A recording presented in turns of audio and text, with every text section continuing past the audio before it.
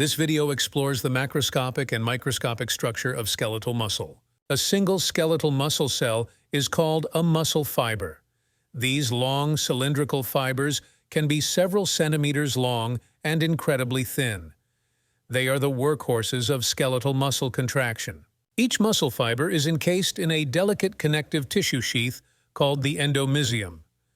This layer provides support and structure to the individual fiber. Muscle fibers are grouped together into bundles called fascicles. This bundling allows for increased contractile force. A tougher connective tissue sheath, the perimysium, surrounds each fascicle. It provides further support and binds the fascicles together. The entire muscle is enveloped by another connective tissue layer, the epimysium. This outermost layer acts like a tough outer shell, binding all the muscle fibers and fascicles together as a whole unit. Beyond the epimysium lies another layer of connective tissue called fascia.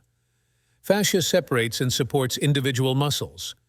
Finally, at the ends of a muscle, the fasciae come together to form a band-like structure called a tendon. Tendons attach muscles to bones.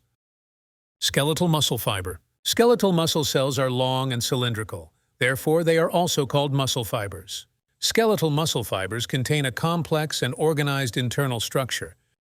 Each muscle fiber is enveloped by a specialized plasma membrane called the sarcolemma.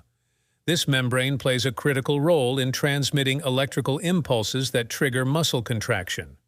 Inside the sarcolemma lies the sarcoplasm, the cytoplasm of the muscle fiber. It contains the necessary machinery for energy production and contraction. A network of membranes called the sarcoplasmic reticulum surrounds each myofibril.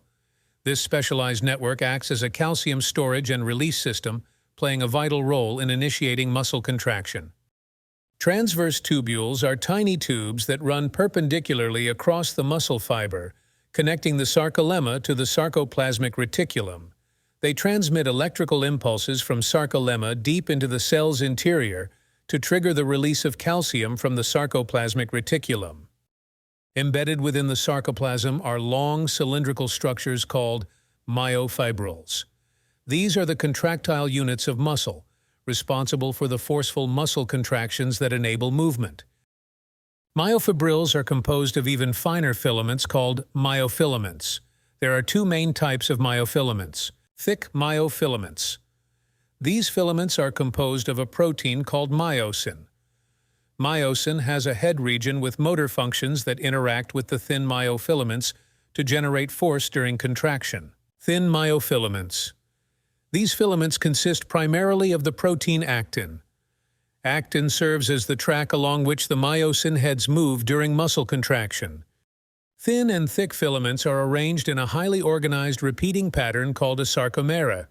The sarcomere is the fundamental unit of muscle contraction within a muscle fiber. Actin has active sites for myosin linkage. At rest, these active sites are covered by a protein called tropomyosin. Tropomyosin is regulated by another molecule called troponin. When calcium binds to troponin, it displaces tropomyosin, allowing the myosin head to bind to the active sites of actin.